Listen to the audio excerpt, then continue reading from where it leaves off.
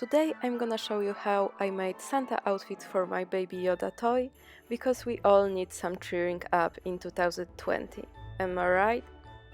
So let's get started.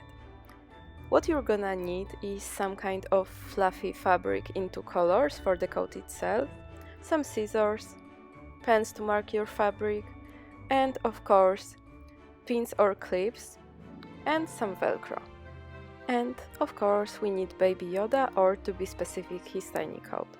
We have to remove his coat and then move him to someplace safe. Then we're gonna basically cut apart the coat to get the pattern for his Santa outfit, and yes, that means we're gonna ruin his original coat, but it was rather poorly made, so I don't care that much about it. And after the pieces are cut, we're gonna place them on the red piece of fabric and trace them. I used a regular marker here since it's not gonna be visible anyway.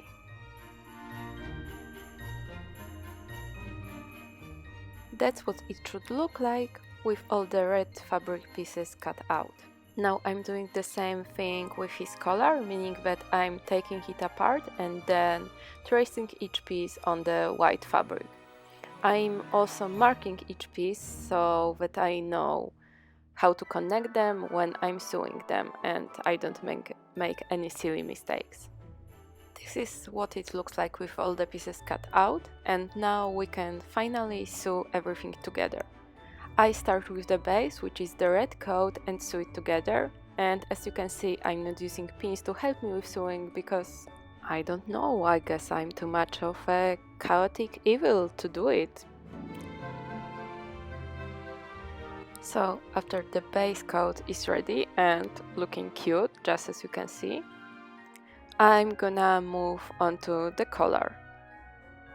The lighting here is pretty poor, but I basically just sew all the pieces together where I marked them to connect, and then I sew all around the entire thing, leaving a small opening at one of the sides. Then I just turn it around for this opening, which probably would have been much easier to do if I had a dedicated tool for it, but I don't, so it worked anyway.